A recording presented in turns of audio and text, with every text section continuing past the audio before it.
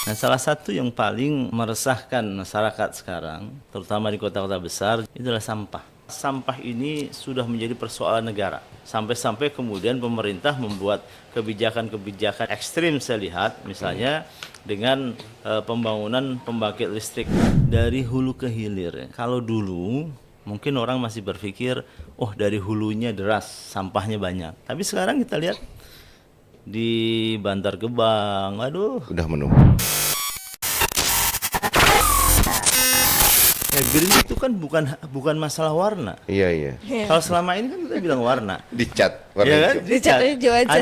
Ada sekolah mengklaim, oh kami green school, ya karena cat temboknya hijau. Tapi tempat sampahnya nggak ada, ya kan? Nah, sampah itu bisa menjadi sumber masalah, bisa menjadi beban. Tapi sebaliknya jika secara baik kita kelola, bisa menjadi sumber income. Bisa menjadi profit. Nah, dan juga bisa menjadi sesuatu yang menyenangkan.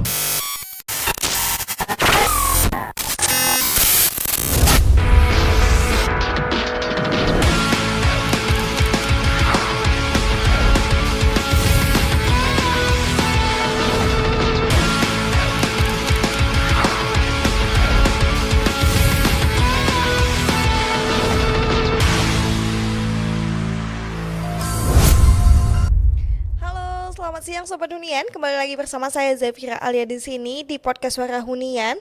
Dan hari ini tentu saja bersama saya ada Bapak Salemuddin Daeng. Selamat siang Bapak. Selamat siang Safira. Kita lihat-lihat Jakarta lagi panas banget ya Pak. Panas Di banget. India sudah panas. Udah 42 derajat suhunya. Iya. Kita masih beruntung nih 30 berapa ini 30 sekarang? sekian ya. Iya. Iya Pak, kalau misalnya kita ngomongin nih suhu lingkungan yang lagi panas-panasnya ini pasti tidak terlepas nih Pak dari peran sustainability environment atau lingkungan yang lebih Berlanjut. sustain lagi gitu Iya. ke depannya gitu. Oleh karena itu Pak, kita pada hari ini akan berbicara dengan Dr. Ali Ahmudi. Selamat datang Bapak di podcast Reunian. Selamat Mbak, selamat kenal Mbak semuanya. Salam kenal Bapak. Beliau ini seorang akademisi lingkungan ya Pak ya. Ya, Saya lihat sudah banyak penelitian juga tentang energi terbarukan, tentang lingkungan juga gitu. Mungkin sebelum kita masuk lebih lanjut gitu, lebih detail kita membahas tentang lingkungan hijau, sektor perumahan, atau bahkan sampai pengolahan limbah rumah tangga nih Pak. Saya mau nanya, tantangan utama yang Bapak lihat nih di lingkungan, tantangan utama lingkungan di sektor perumahan menurut Bapak apa sih Pak? Iya. Kebetulan saya sendiri kan tinggal di lokasi perumahan, Iya. yang tentu mengalami secara langsung melihat persoalan-persoalan, sama kita Pak. melihat tetangga, melihat betapa pusingnya ketua RT, ketua RW. Nah, salah satu yang paling meresahkan masyarakat sekarang, terutama di kota-kota besar, Jakarta dan sekitarnya, itulah sampah. Iya. Sampah itu betul-betul merasakan dari hulu ke hilir ya. Kalau dulu mungkin orang masih berpikir, oh dari hulunya deras, sampahnya banyak. Tapi di hilirnya cukup-cukup saja karena fasilitas yang diberikan pemerintah masih bisa digunakan. Tapi sekarang kita lihat di Bantar Gebang, aduh, Udah menumpuk. penuh dan ya sering menimbulkan bencana. Iya. Di tempat-tempat lain, di Bandung, di Tangerang, di Jakarta juga banyak. Itu berarti persoalan sampah ini nggak boleh dianggap main-main.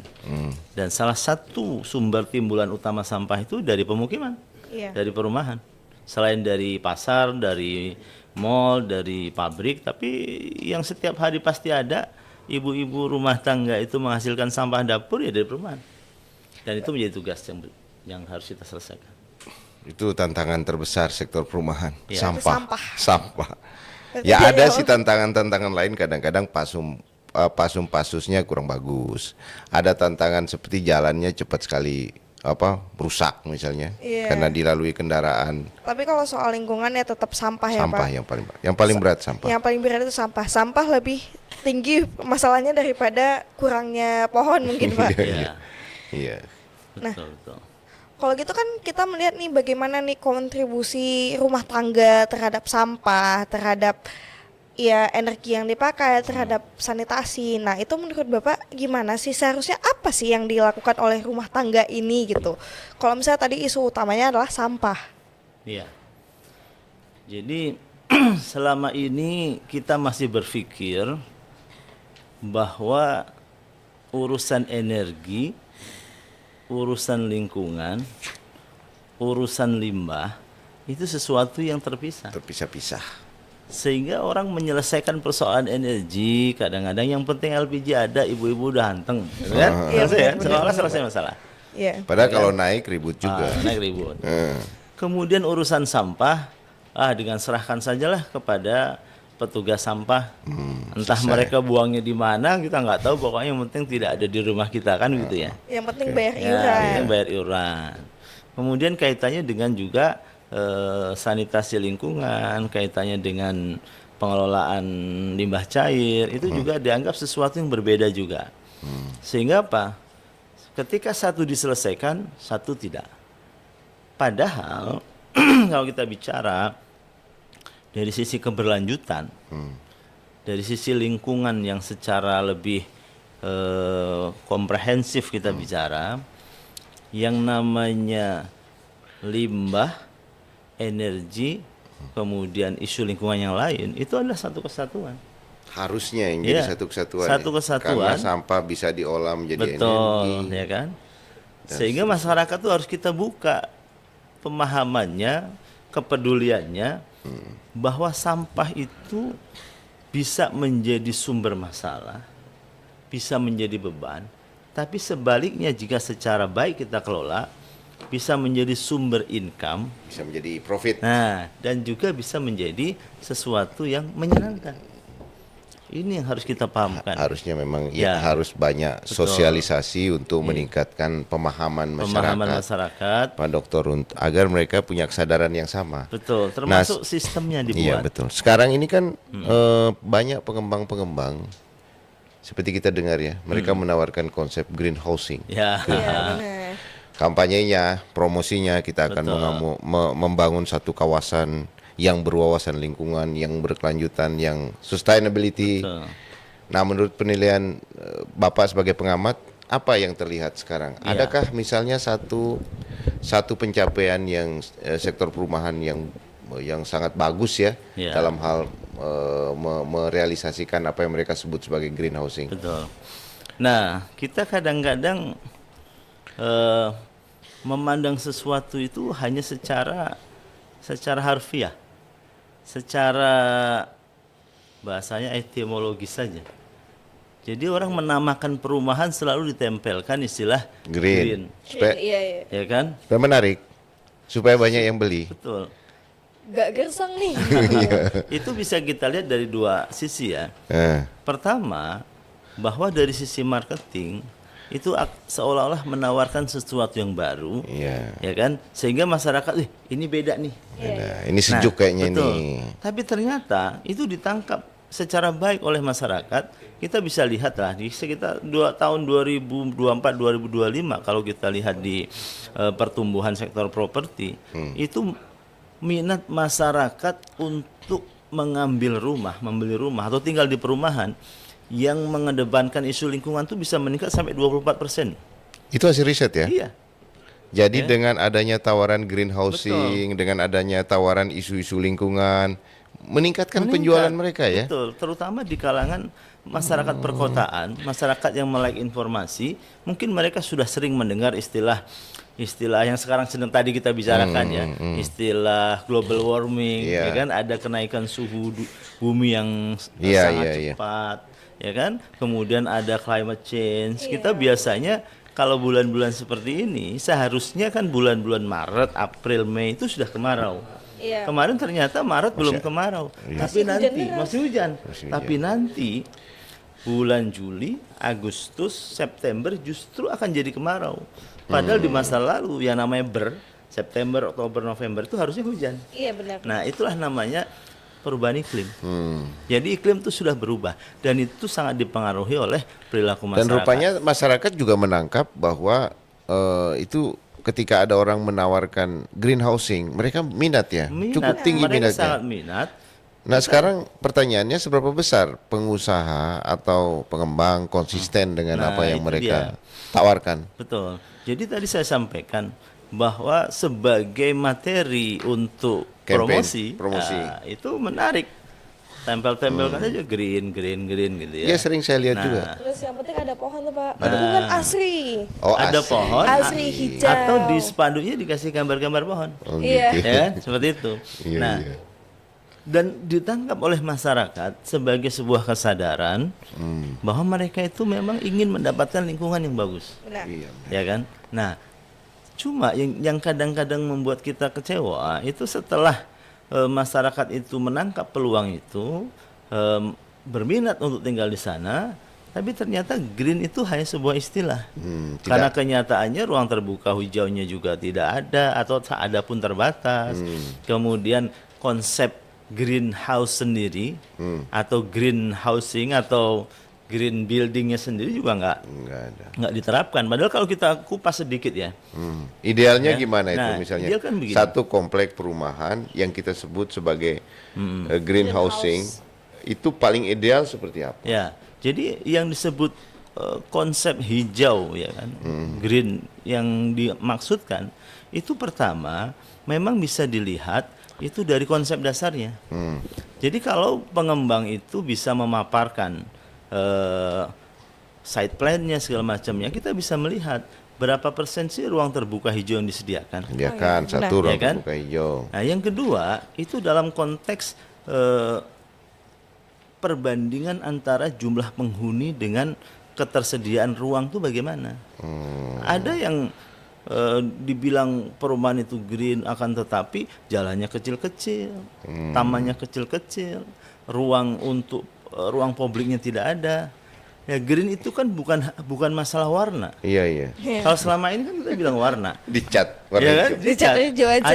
Ada sekolah mengklaim, oh kami green school, ya karena cat temboknya hijau, tapi tempat sampahnya nggak ada, ya kan? Nah, yang pertama itu kan dibuktikan dari sisi perencanaan dari komplek perumahan tersebut. Mau besar mau kecil itu masalah skala, Iya, iya. tapi konsep dasarnya mesti ada. Itu yang pertama. Yang kedua itu diwujudkan dalam bentuk proses pembangunan yang juga menggunakan Bahan-bahan. bahan-bahan yang Material. memang bernuansa green. Ada banyak misalnya, ya kan misalnya. Reusable gitu Pak. Betul. Misalnya kita lihat saja misalnya dari sisi bahan-bahan dasarnya, temboknya dari apa, kemudian nanti dari jalannya dari apa. Kan banyak dulu pemerintah pernah mewajibkan misalnya jalannya pakai paving block gitu. Iya, iya. Biar air resapan bisa masuk. Tapi sekarang semua pakai beton. Terus greennya di mana? Iya benar. Semua pakai beton. Air boro-boro betul air bisa masuk, air semua Resapan. pergi. Makanya kalau kita lihat kemudian setiap hujan itu kemudian air menggenang tapi habis itu hilang semuanya, nggak ada masuk ke tanah, ya wajar. Padahal seharusnya dari sisi itu banyaknya sumur resapan, kemudian daerah-daerah terbuka, kemudian material yang digunakan, contoh sederhana kan di jalanan saja, itu mana yang Meresap ya. mudah meresap segala macamnya kan kita kadang-kadang tidak temui. Itu dari sisi material. Tapi yang paling penting itu sebenarnya dari sisi sistem. Material bisa diganti kapan saja, site plan bisa diperbaiki kapan saja, tapi sistem. Pertama, yang paling terlihat itu adalah apakah betul-betul itu green apa tidak. Pertama adalah pengelolaan sampahnya bagaimana.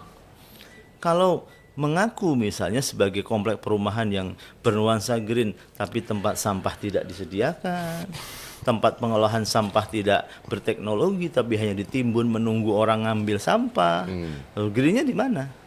Ya kan, greennya di mana?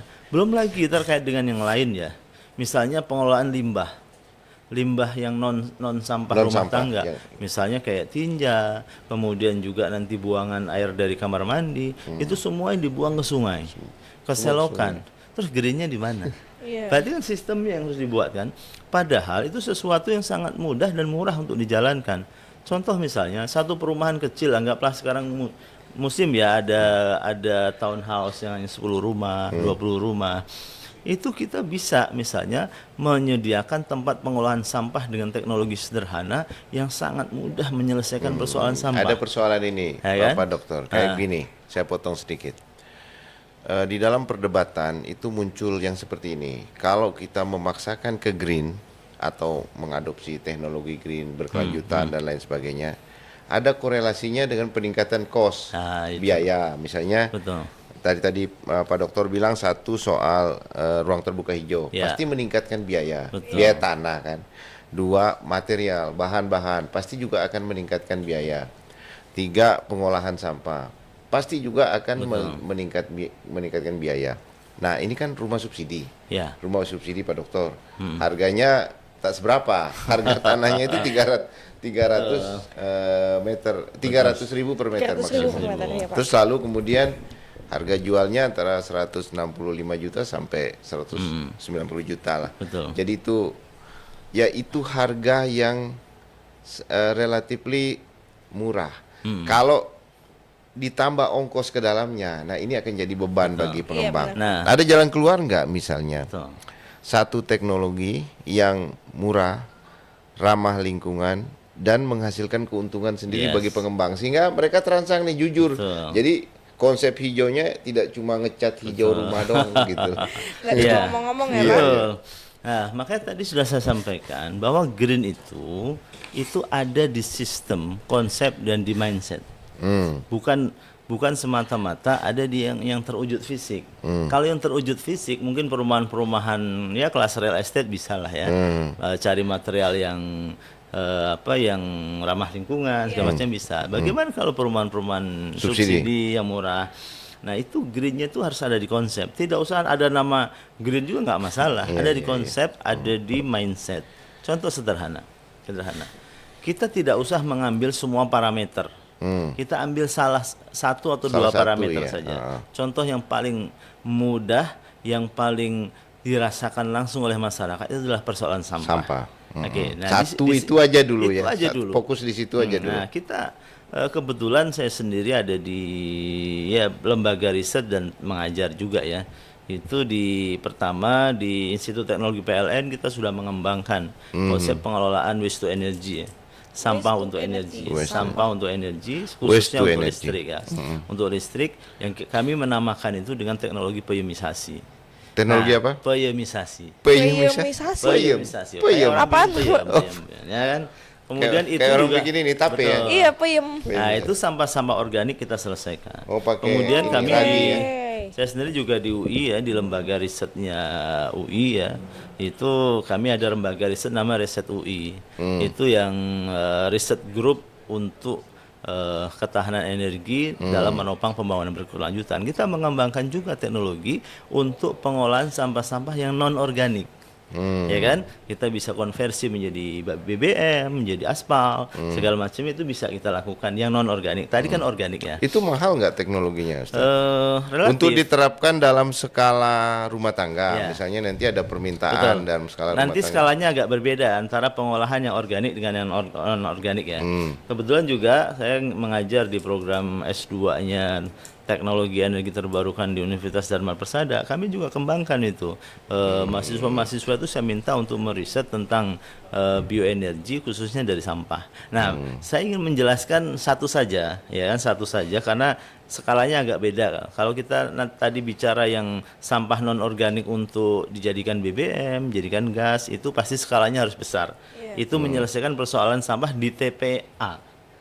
Tempat pembuangan akhir. Nah, tapi kalau yang tadi di rumah-rumah, saya ingin jelaskan tentang teknologi peyumisasi. Jadi begini, sebelum saya lebih jauh, saya ingin tanya nih kepada hadirin yang ada nih, pernah makan tape nggak? Pernah lah. Makan tape ya? Pernah makan peyem nggak? Pernah. Oke, apa bedanya? Tapi mah peyem. Bedain dong, guys. Saya nggak tahu, Pak. Nah, saya jelaskan Saya nih. nggak tahu, Pak. Kalau kita ke Jawa Tengah, Jawa Timur, itu orang makan tape. Tape itu kalau kita beli, biasanya sudah diplastikin ya, atau dikasih di tempatnya. Karena apa? Dia basah sekali kan. Dia basah. Kalau kita 3 hari aja nggak makan sudah Basi. basi Udah atau air. sudah bergas. Ya, Jadi udah alkoholnya keluar terlalu banyak. Iya. Nah, sehingga sudah tidak enak kita makan. Nah, tapi kalau kita ke Jawa Barat, kita beli peyem di pinggir jalan, nggak dikasih baju pun dia berhari-hari berminggu-minggu tetap kering kan. Padahal sama, betul ya? Tetap kering kan? Padahal sama-sama singkong kan? Iya. Apa bedanya? Jadi begini, kalau tape yang di Jawa Tengah, Jawa Timur, ya kan, itu membuatnya adalah singkongnya direbus dulu, baru dikasih ragi, maka dia berair.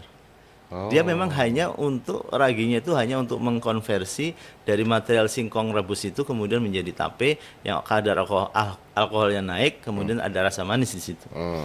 Tapi kalau yang di Bandung, Jawa Jawa Barat. itu apa? Singkongnya nggak pernah direbus, singkong mentah, dikasih ragi, beda dibiarkan saja. Tapi Kita nggak tahu kan? bisa matang ya? Ya matang, karena yang matang kan itu hangat. Si raginya itu. Raginya itu kan bikin panas. Nah, iya, sehingga apa? Dia bisa tahan lama. Nah, Hubungannya di Pak? dalam konteks pengolahan sampah, pada akhirnya sampah-sampah itu, kenapa sampah pada bau? Iya.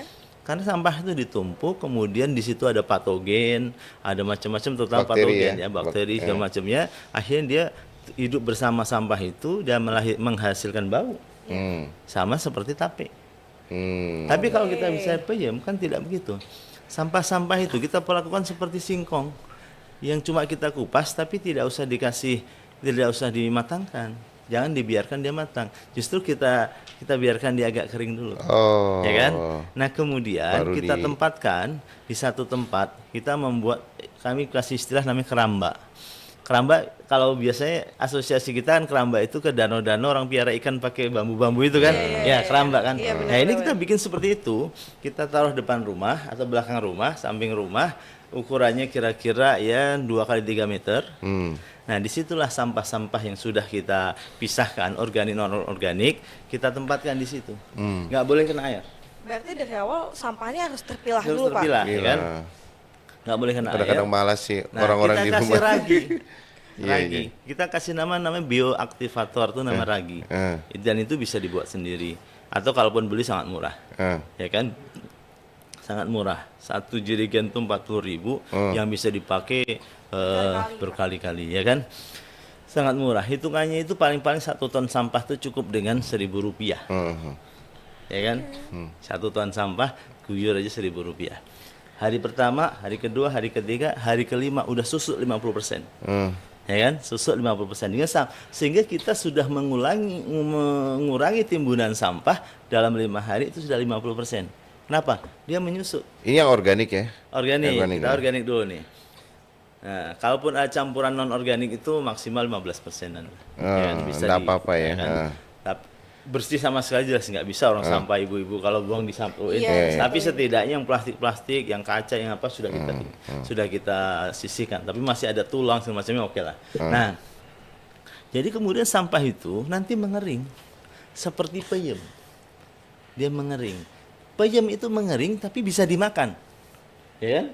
Mengering tapi bisa dimakan. Sampah pun sama. Dia mengering tapi dia menyusut. Menyusut dan agak lembek. Lembeknya itu bukan berarti hancur tidak, tapi dia udah kayak layu gitulah ya, layu. Sehingga volume langsung berkurang bisa sampai 50%. Nah, habis itu sampah itu sudah berubah strukturnya. Kenapa? Dia sudah tidak bau. Kenapa nggak bau? Karena ketika sampah itu kita masukkan di dalam keramba, kita tutup, sudah kita kasih ragi, terjadi pemanasan.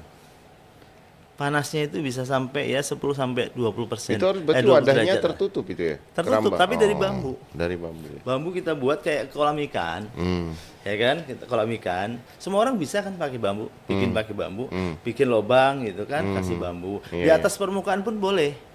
Iya, Ya kan, kasih ganjel tapi kalau di atas permukaan biar nggak sentuhan langsung dengan tanah, karena nanti harapannya ada air yang menetes ke bawah. Nah, sehingga nanti dia pertama volumenya sudah turun 50%. Yang kedua, karakter sampahnya, kalorinya naik tinggi. Ya kan, kalorinya tinggi. Jadi volumenya menurun, kalorinya naik. Dan sampahnya itu hangat. Hangat dan tidak berbau. Kenapa nggak berbau? Dengan diberikannya bioaktivator itu, kemudian terjadi peningkatan suhu sekitar 10 sampai 10 derajat, itu kan patogennya mati. Jadi yang menimbulkan bau itu Penyebab mati. baunya. Oke. mati. Sekarang manfaatnya sampah itu nanti bisa buat apa? Sampah itu begitu sudah dipeyemisasi, dijadikan peyem sampah, itu kemudian dia kalorinya sudah naik. Nah, sampah itu kita cacah, kita jadikan pellet. Oh, jadi pelet. Jadi pelet. Untuk pengganti Betul. bahan bakar batu bara. Betul, pellet itu bisa kita pakai pertama untuk memasak. pembangkit. Untuk memasak bisa. Oh. Seperti kayu bakar. Yang kedua, kalau jumlahnya besar, kita jual kepada PLN untuk co-firing batu bara. Iya. Yang ketiga, kalau kemudian mau kita tingkatkan, ada namanya torefaksi. Kita panaskan lagi untuk kita naikkan kalorinya, nanti langsung bisa dipakai untuk misalnya bakar sate dan lain sebagainya, pengganti arang. Oh gitu. Itu pertama, sampahnya terselesaikan. Yang kedua, energinya dapat, dan ada nilai ekonominya, kan Sekarang bisa dijual. pertanyaan saya, Ustaz. Pak Dokter, siapa yang bertanggung jawab untuk mensosialisasikan masalah ini gitu loh.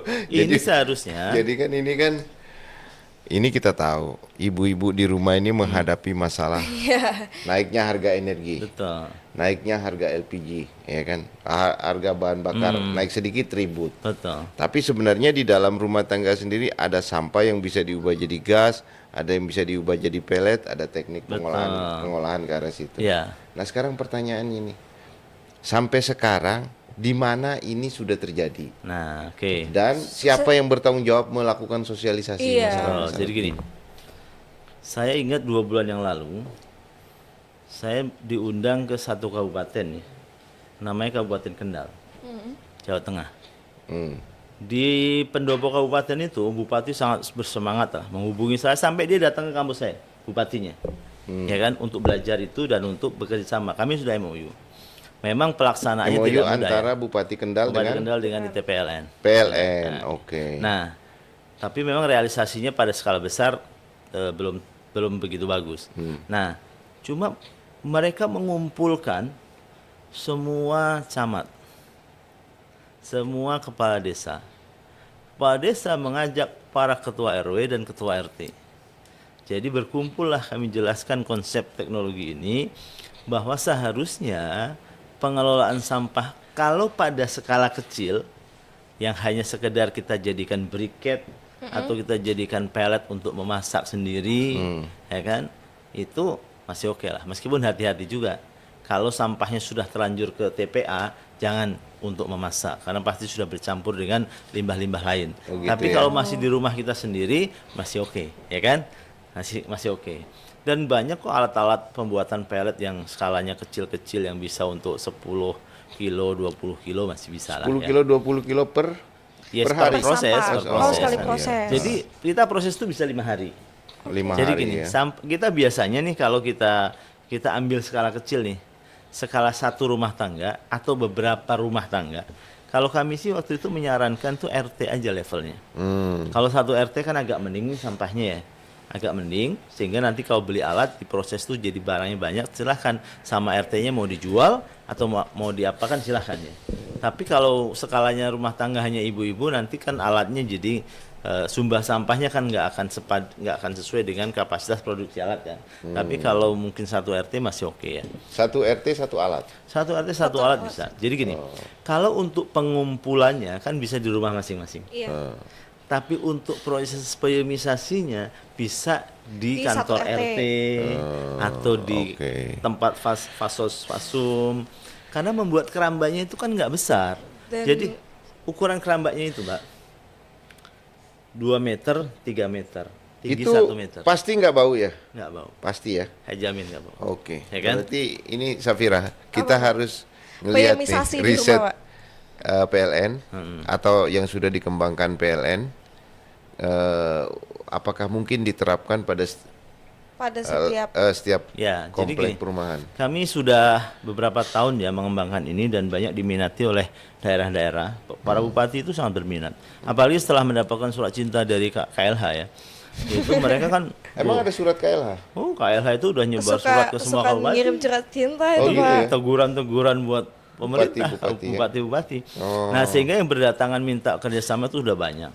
Nah, kami yang sudah coba kami praktekkan, meskipun perjalanannya tidak semulus yang direncanakan ya, karena kadang-kadang dukungan pemerintah itu melemah, apalagi kalau sudah ganti bupati gitu udah susah. Ganti kebijakan. Maka seharusnya memang tidak tergantung kepada pemerintah, tapi disosialisasikan justru kepada masyarakat langsung di bawah, bisa kerjasama.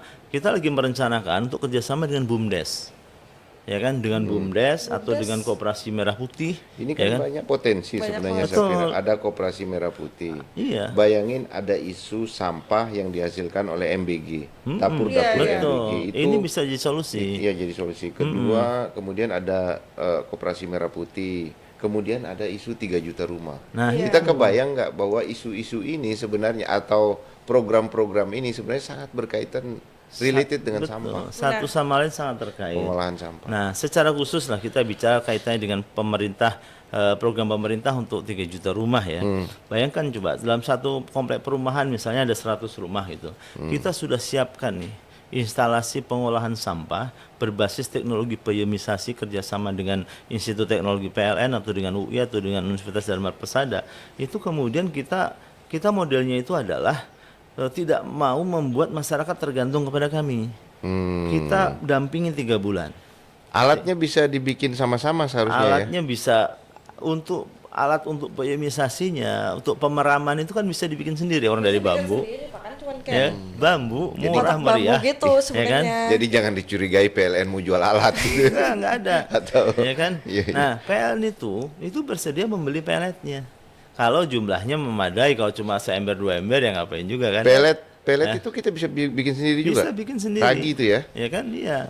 Jadi gini, semuanya itu nanti harapannya itu secara mandiri dikelola oleh masyarakat. Jadi kami itu mendampingi 3 bulan nih. Pertama, memberikan pembelajaran tentang teknologi pengolahan sampah dengan biomisasi. Kemudian memberikan pembelajaran bagaimana mengolah sampah itu agar bernilai ekonomi tinggi. Iya. Sampai kemudian masyarakat itu sudah terbiasa yang namanya ibu-ibu nenteng sampah organik dari awal tuh memilahnya sudah sejak rumah.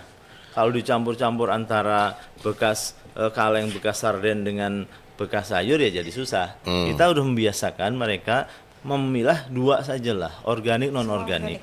Nah, yang organik itu dibiasakan udah naruh setiap hari ya beberapa hari sekali, taruh aja di keramba yang sudah disediakan. Iya, iya. Keramba itu bisa di taman, kan ditutup atasnya, nggak akan kelihatan. Bisa di taman, bisa di belakang kantor RT, bisa di samping kantor developer, itu nggak masalah. Taruh di situ, nanti apa? Kita bikin biasanya 5 keramba. Kenapa 5 keramba?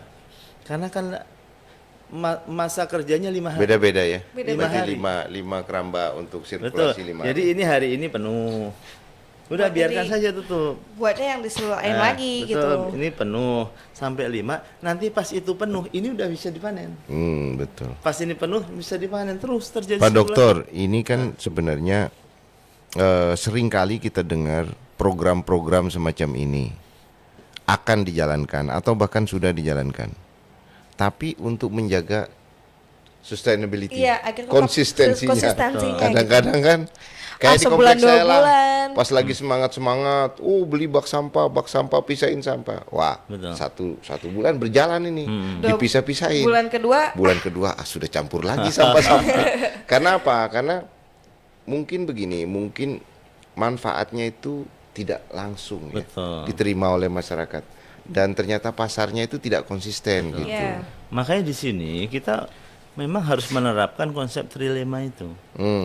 Trilema itu kan minimal 3 hal ya. Di dalam satu gerakan atau dalam satu program. Pertama, aspek ekonomi. Harus ada ekonominya. Orang kalau mau sesemangat apapun kalau duitnya nggak ada, orang nggak semangat lama-lama. Betul ya? Dan Yang ada kedua, duit, nggak ada hasilnya. yang kedua aspek sosial. Aspek sosial itu kan kaitannya dengan edukasi, kaitannya dengan sosialisasi, kaitannya dengan membangun kesadaran kan itu. Harus ada pelopornya. Betul. Yang begini. ketiga kan aspek lingkungan. Jadi sampah itu sebenarnya kalau kita dekati, pertama aspek lingkungan udah pastilah ya. Iya. Itu pasti akan berkaitan sangat erat.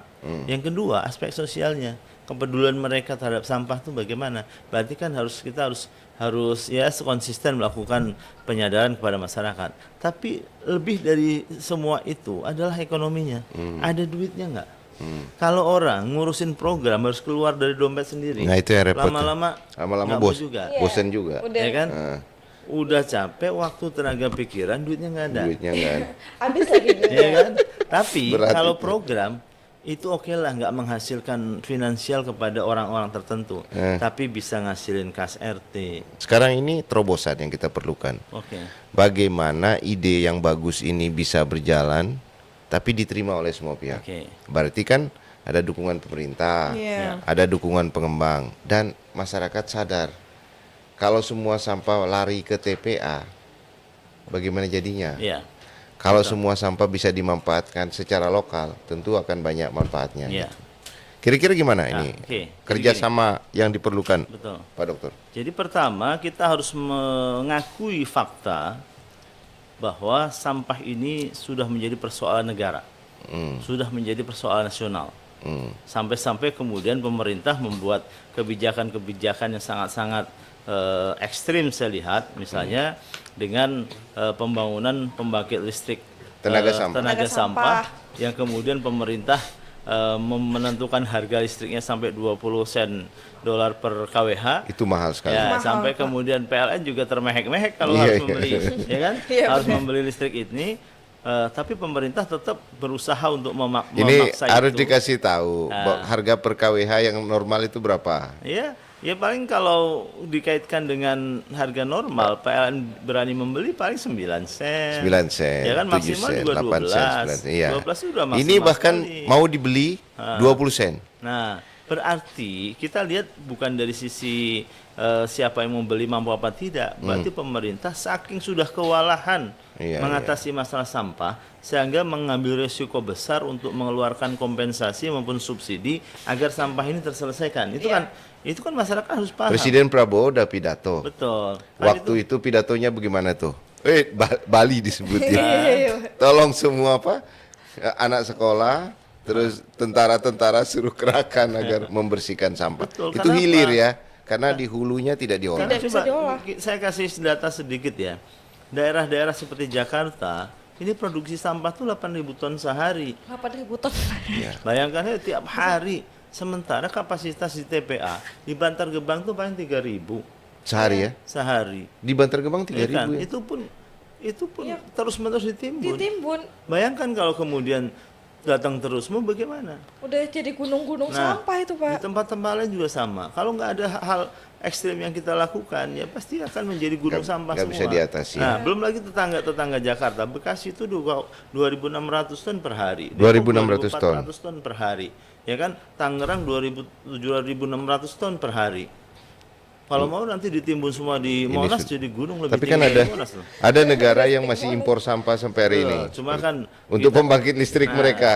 Betul, tapi kan itu pasti ngimpornya dari tetangganya nggak mungkin Iya, kita nggak kan. mungkin dari dari kita. Indonesia ya. Kejauhan, Artinya- Pak. Kalau dari kita, Pak. Artinya masyarakat itu harus disadarkan sampah ini sudah darurat. Kita Darurat. itu sudah darurat Kita sampah. harus bahu-membahu lah. Karena sudah darurat, berarti kan semua orang bertanggung jawab. Iya. Kementerian-kementerian bertanggung jawab. Nah, sekarang dalam konteks Kementerian Perumahan justru punya peran strategis di sini. Saya lihat sampah ini yang punya peran strategis itu hanya 4 kementerian. Pertama apa? Kementerian SDM. Karena memang sampah Bisa jadi energi. bisa jadi Jadi energi, energi. bisa menjadi solusi persoalan sebagian persoalan energi, Iya. baik itu kelistrikan maupun non kelistrikan. Iya. Yang kedua, Kementerian Lingkungan Hidup itu memang tugas dia sebenarnya Tugas dia. untuk menyelesaikan persoalan lingkungan hidup. Yang ketiga itu adalah Kementerian Keuangan. Karena ini terkait dengan pembiayaan, karena sampah itu adalah bagian dari layanan negara untuk menyediakan tempat yang nyaman buat masyarakat. Ini Harus saya dibiayai. potong dikit. Apa yang harus dilakukan oleh Kementerian Keuangan tuh ini? Ya, Kementerian Keuangan harus mengalokasikan anggaran yang cukup signifikan untuk mengatasi persoalan-persoalan terkait dengan persampahan. Karena Karena apa? udah krusial ya. Karena udah krusial. Krusial dan akan mempengaruhi mempengaruhi ekonomi juga. Iya, Kenapa? Iya, jadi beban. Jadi investor beban. juga mikir, "Walah, daerah Daerah sampah sampah." begitu kan." Masyarakat juga enggak. Jadi beban. Nah, tapi satu kementerian yang akan punya peran strategis terhadap sampah itu Kementerian Perumahan. Kenapa? Hulu sampah itu dari Ini mana kita sih? udah kebanyakan kerjaan, Pak. Nah, Pak Dokter. betul. Nah, kita Iya, iya. kita kan sedang bicara sisi ideal dan Iya, iya, iya. terobosan Iya. apa yang Iya, bisa iya. dilakukan. Jangan-jangan ini menjadi prestasi dari Betul, betul. Kementerian Kementerian Perumahan ya. Perumahan. Bukan Kenapa? hanya bangun rumah, Betul. tapi Tapi juga, juga mengolah diolah. sampah di perumahan. Kementerian yang punya andil besar menghasilkan sampah itu Kementerian Perumahan loh. Sama Kementerian Perindustrian, sama perekonomian yaitu pasar-pasar. Iya. Coba aja. sampah itu sumbernya, Perdagangan pasar-pasar Ustaz. ya kan? Heeh. Pertama, sumber sampah itu pertama rumah tangga. Rumah tangga. Yang kedua adalah pasar, Pasar. dan pusat perbelanjaan. Perbelanjaan. Yang ketiga adalah industri. Industri. Itu siapa? Kementerian Perindustrian, Perdagangan, sama Perumahan. Oke ya. lah, perindustrian dan perdagangan urusan mereka. Nanti manggil sendiri mereka untuk podcast kan. Iya, Nah, iya. sekarang yang Kementerian Perumahan. Rumahan dulu. Kementerian Perumahan itu pertama bisa menjadi pahlawan atau bisa juga menjadi pecundang dalam konteks ini. Dalam konteks pengolahan sampah. Ya. Pengolahan sampah. Pertama, kalau dia membiarkan perumahan dibangun terus-menerus Tanpa ada perencanaan dan pengelolaan sampah, sama artinya menghasilkan sampah tanpa diakui. Iya. Kan nggak ngaku Kementerian Perumahan, Nggak Benar, ngaku. ya kan? Menghasilkan Satu. sampah nggak Kita kan ngaku. cuma buat rumahnya. Betul, Iya. menjadi pecundang. Tapi Iya. kalau mau jadi pahlawan, oke, kami bangun rumah, kami tempatkan orang-orang di situ, menghasilkan sampah, sampahnya kami selesaikan dari hulunya. Kan memang sebenarnya konsep dasar pengelolaan sampah itu, sampah tuh seminimal mungkin sampai ke TPA. Harusnya sudah disortir sejak di awal. Makanya kalau Kementerian Perumahan itu menjadi pahlawan, sekarang kita buktikan nih. Bagaimana menerapkan konsep green housing. Salah satu parameternya adalah terkait pengelolaan sampah dan limbah. Kita mulai pengelolaan sampah. Kita sudah tawarkan teknologi. Ya kan? Ada teknologi yang kami namakan yang sangat lokal, teknologi peyumisasi. Ya sebenarnya itu kan teknologi dengan bioenergi ya. Iya, Ya kan? Kita namakan bioaktivator bahan-bahan yang kita pakai, tapi anggaplah biar melokal, biar gampang dicerna orang, kita kasih nama peyumisasi. Ya kan? Ini bisa dipakai pada satuan masyarakat paling kecil, Namanya keluarga. Keluarga. Bisa RT, RW, mau skala kecamatan juga bisa, Iya. mau skala kabupaten pun bisa. Sekarang kalau perumahan namanya klaster. Klaster. Klaster, Coba klaster. kalau kita bayangkan ya, setiap klaster menerapkan teknologi ini, di mana developer memberikan satu fasilitas sejak awal di fasos-fasum, disediakan keramba-keramba untuk menaruh sampah organik.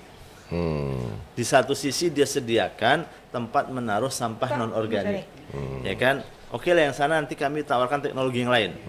Tapi kan kalau misalnya kayak gitu udah banyak Pak. Kalau pemilahan organik anorganik. Betul. Yang tidak banyak itu setelah dipilah mau diapakan? Mau Iya. diapakan? Ya kan kita lagi kasih tawaran.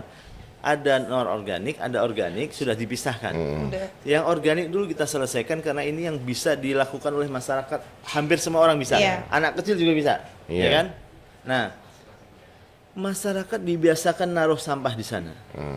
Kemudian pihak RT atau RW atau pengelola perumahan sudah menyediakan bioaktivatornya. Murah, mau pesan di saya juga sangat gampang.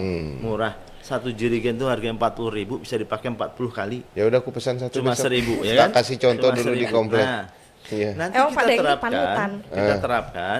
Jadi nanti kita angkat satu petugas khusus yang tugasnya adalah memeriksa keramba-keramba itu. Kalau saya tiap nggak hari. jadikan pelet, tapi saya jadikan pupuk, bisa juga di ujungnya itu ya. Bisa. Bisa juga Jadi ya. begini, Sama sampah aja itu kan sebenarnya. bisa jadi kompos, bisa di macam-macam. Karena kita kan sedang konteksnya adalah konteks Energi. transisi energi, Iya. green housing yang terkait dengan pengembangan energi terbarukan. Terbarukan, gitu Iya, ya. benar-benar. Kan? Nah, sehingga kita jadikan energi. Nah, sampah-sampah yang sudah kita taruh di keramba, kita taburin sama bioaktivator. Hanya ya pokoknya 1 ton itu Rp1.000 lah.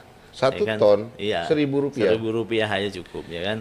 Nah, karena itu kan fungsinya cuma untuk ini aja, membunuh patogen, kemudian menaikkan suhu, kemudian juga Sampahnya jadi ya, padat gitu. Iya. Jadi. Nah, sehingga kemudian itu sudah siap diolah nih.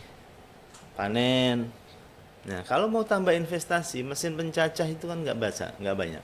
Nggak mahal ya. Bisa pesan di Bogor tuh banyak pemesanan mesin-mesin yang sederhana.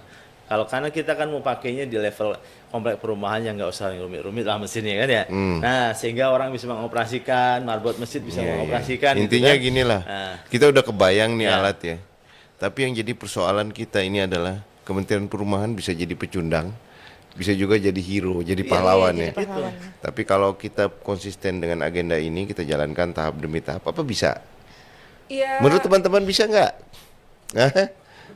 Bisa. Mendorong, bisa. berarti sosialisasi, regulasi, sosialisasi. Kita juga ada ini Pak, program penataan kawasan kumuh. Itu Iya. kan juga salah satunya bisa dari sini gitu, bisa dari pemilihan sampah ini gitu, yang kawasan-kawasan kumuh itu. Saya punya gagasan nih. Kalau ini kita terapkan, developer yang berani menerapkan ini dikasih insentif, Kasih penghargaan. kasih penghargaan. Kalau misalnya kayak Pertamina PLN kan sering dapat proper emas, sering dapat macam-macam. Jadi pengembang kita kasih Pengembang. proper green, Harus. proper Proper- di bawahnya proper green green kuning development. gitu, yellow, proper Nggak harus black. keluarin biaya kementerian ini. Iya, Tinggal iya, gandeng iya. media-media, Iya, adakan oke. yang ramai. Promotif lah, ini di harus ekspos. lebih Iya. promotif ya. Jadi, Nanti sampai betul. pada level tertentu bisa menjadi lebih mandatori. Iya. Tapi untuk awal-awal memang harus promotif, Promotif, harus iya, di- benar. Jadi kita gencar kita disosialisasikan. bisa misalnya kampanyekan kepada developer-developer itu ada malam memberikan penghargaan apalah,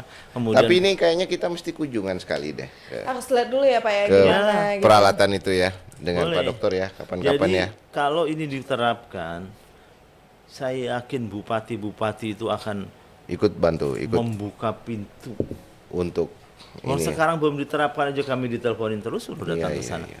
Dari Jambi, dari Bali, dari Kalimantan. Jambi ada sampah, kalau di Jambi di Jabung, Tanjung Jabung misalnya ada pengolahan kemiri, Betul. ada pengolahan Bupati Tanjung kelapa. Jabung itu sudah ketemu saya, datang ke Pasar Minggu untuk mengadukan masalah sampahnya. Masalah sampah dari kelapa ya. Dari macam-macam di Oh, dari sana. macam-macam. Ya kan itu. Sawit, Artinya kelapa. gini, saya bisa menjamin tidak akan ada kepala daerah yang menolak program ini. Oke. Pak, Ya kan?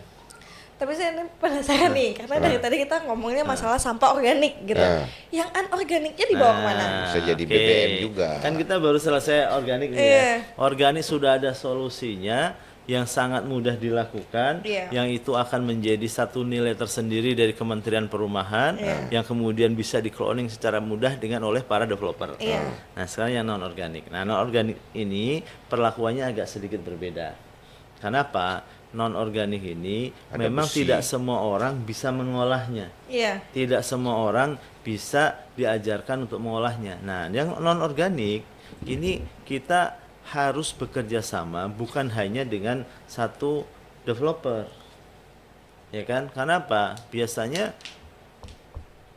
jumlah sampahnya, yang volume sampahnya itu kan tidak akan cukup kalau kita kemudian olah misalnya menjadi BBM, menjadi aspal. Iya. Itu bisa misalnya dalam satu Skala kawasan. besar. Skala kawasan. Tetap harus dikumpulkan itu. Betul, itu dikumpulkan. Jadi gini, developer itu bikin langsung organik, non organik. Iya. Organiknya bisa kita selesaikan di Di level tempat, developer, iya. di level perumahan, di cluster. Non organik nanti akan diambil, dikumpulkan di satu titik. Kalau yang non organik, setahu saya itu laku keras. Nah, Karena Iya banyak sih, yang mau banyak yang ngumpulin. mau Iya. ngumpulin. Dia kan dan, bisa dan diolah. jangan Iya. lupa diolah. yang bertanggung jawab ngurus sampah itu kan bukan cuma developer, ada Pemda. Iya. Ada Nah, DLHK. Betul. Ada- Developer sudah mengurangi separuh dari sampah. Masalah. Jadi Dengan itu. proporsi ini ya secara umum organik non organik itu 50-40, 60-40. 60 60% itu non organik, non organik. 40% itu organik. Organik. Kita kan Oh, rata-rata gitu ya? Iya. Iya loh Pak, kan salah satu sampah paling besar itu sampah plastik. Iya, makanya kan komposisinya secara umum kalau di tempat pembuangan sampah itu 60%-nya itu non organik. Ya ya plastik, ya kaca, ya gelas-gelas macam-macam ya. 60%-nya organik. Maka 40%-nya organik. Maka 40% kan sudah kita selesaikan dengan Iya. teknologi piomisasi. Nah, tinggal 60%. 60% itu kerjasama dengan Pemda. Iya, iya. Jadi nanti yang dibawa ke tempat penampungan itu hanya 60% saja. Kan itu Udah sangat mengurangi mengurangi beban. timbulan Udah kan? mengurangi beban. Nah, Pemda kan punya tanggung jawab juga. Nah, Iya. kemudian ke Pemda kita sudah tawarkan teknologi bahwa teknologi pengolahan sampah itu udah macam-macam, yang non organik. Kalau organik udah ada tadi solusi. Non organik itu kita bisa gasifikasi jadi gas. Iya. Ya kan kita sering mendengar istilah syngas kan macamnya kan. Kita juga bisa dengan teknologi yang lain misalnya pirolisis. Ya kan kita bisa jadikan itu sebagai BBM Karena pada dasarnya kan plastik itu kan sumbernya juga dari petrokimia. Iya, betul. Sama dengan migas. Dari minyak. Artinya ketika kita kembalikan lagi dalam konteks hukum kekekalan energi, daur materi kan nggak akan kembali bisa. Iya. Bisa kembali menjadi itu. Nah, sehingga apa? Nanti pemerintah itu bisa fokus ngelola sampah non-organik. Non-organik. Iya. Dengan bantuan teknologi yang kami bisa berikan, itu bisa menjadi produk yang bernilai ekonomi juga. Bahkan lebih tinggi ya, Betul. bahkan tinggi. Oke lah, sederhananya Untuk begini. energi. Kalau jadi BBM segala macam nanti muncul persoalan, ya kan? Jadi Iya, aspal. kan kemarin Jadi nggak boleh ya aspal. Pak. Jadi aspal itu kan bisa dipakai oleh PU pekerjaan umum untuk nambal-nambal aspal di daerahnya. Iya. Pemerintah membeli lagi tuh bahan. Ada material padat, material keras ya, jadi Iya. gampang dimanfaatkan. Toh dia juga membeli aspal kok untuk benerin jalan-jalannya, kita bisa olah itu menjadi aspal. Ya. Bisa, ya kan? Sehingga apa? Itu kerjasama Pemda, mungkin sekian developer dalam satu kawasan, satu kecamatan misalnya kan, punya satu instalasi pengolahan sampah non-organik. Yang organik selesaikan di level cluster. Di klaster-klaster. Ini kalau Kementerian Perumahan yang menginisiasi dijadikan sebagai sebuah gerakan, kata-kata green Housing, green green development. housing itu bukan kata-kata kosong. Ini sesuatu yang terbukti. Semoga ya Pak ya, kedepannya Nah. kita makin konsisten ini Ya, membangun sekarang green tantangannya housing. mau jadi pahlawan Atau Atau mau menjadi jadi pecundang. benar. Pilihannya kalau mau jadi pahlawan ya kerjakan ini. Benar. Kerjakan. Tapi kerjaan kalian udah banyak sekali. Benar, Pak. Mungkin Oke. di antaranya ya, Oke, siap, selagi sembari kita Iya, bisa iya, iya. Betul. mulai ke arah sana. Saya rasa ini obrolan yang cukup menarik sih Pak. Nanti kita lanjut lagi. Kita lanjut lagi mungkin ke depannya Ya. karena dari tadi kita udah membahas tentang sampah, bagaimana sampah ini diproses dan apa sih sebenarnya konsep ideal dari green housing ini ya Green Pak ya, housing. atau green environment lah, perumahan yang Untuk hijau. gitu. sustainability Benar, untuk dan kedepannya untuk juga. energi terbarukan juga. Nah, tergantung nih pilihannya, kita mau jadi pecundang atau kita mau jadi pahlawan.